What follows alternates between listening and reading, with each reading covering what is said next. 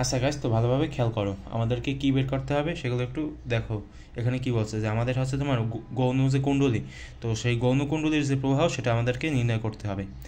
তো এখানে একটা ট্রান্সফরমারের কথা বলা হয়েছে, আর যার মুখ্য কুণ্ডলীর ভোল্টেজ আছে 10 ভোল্ট।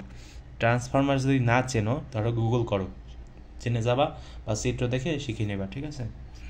কারণ তাহলে একটু ফিল করতে পারবা বিষয়টা। আর প্রবাহগত 6 এম্পিয়ার, ফলে গৌণ কুণ্ডলীর ভোল্টেজ 20 ভোল্ট।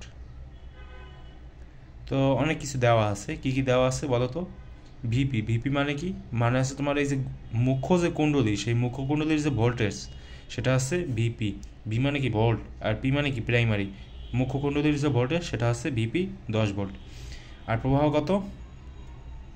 আইপি সমান সমান হচ্ছে তোমার 6 এম্পিয়ার। পেলাম? এরপর আছে গৌণকুণ্ডলী। তো গৌণকুণ্ডলীর কী কী দেওয়া আছে?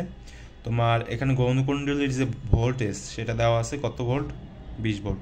কিন্তু গৌণকুণ্ডলীর যে প্রবাহ সেটা দেওয়া নেই, তো সেটা আমাদের বের করতে হবে। ভালো, এই যে সূত্র, এই সূত্র মনে রাখবা। এটা কখন ব্যবহার হবে?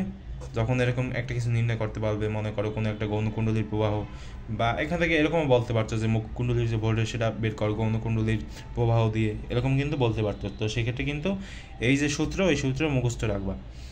মানে এই যে সূত্র, এই সূত্রেরই অনেক ফরম্যাট আছে, আস্তে আস্তে করতে করতে বুঝবা, না করলে কিন্তু বুঝবে না। অনেকে মনে করো কি যে আমি সূত্র মুখস্থ করছি, আমার ম্যাথ করা শেষ। ম্যাথ করা কিন্তু শেষ না, এগুলো আস্তে আস্তে ফিল করে বুঝতে হবে। তো দেখো, এখন এখান থেকে আমরা কি বের করবো? আইএস না? আইএস মানে কি? গৌণকুণ্ডলীর প্রবাহ।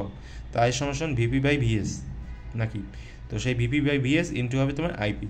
আচ্ছা, এখন তুমি কি করবা? ভিপি এর জায়গায় 10 ভোল্ট লিখো, ভিএস এর জায়গায় 20 ভোল্ট। কারণ কি? কারণ এই যে মান দেওয়া আছে এখানে, ডেটাগুলো দেওয়া আছে, তো সেগুলো এখানে ইনপুট করো, ইনপুট করলে বের হয়ে যাবে। উত্তরটা কত আসছে? 3 এম্পিয়ার। আচ্ছা ভাই, গৌণকুণ্ডলীর প্রবাহ বলছে, যেহেতু প্রবাহের যে একক সেটা কি বলতো? অ্যাম্পিয়ার। বিদ্যুৎ প্রবাহের যে একক। বুঝতে কি পেরেছো?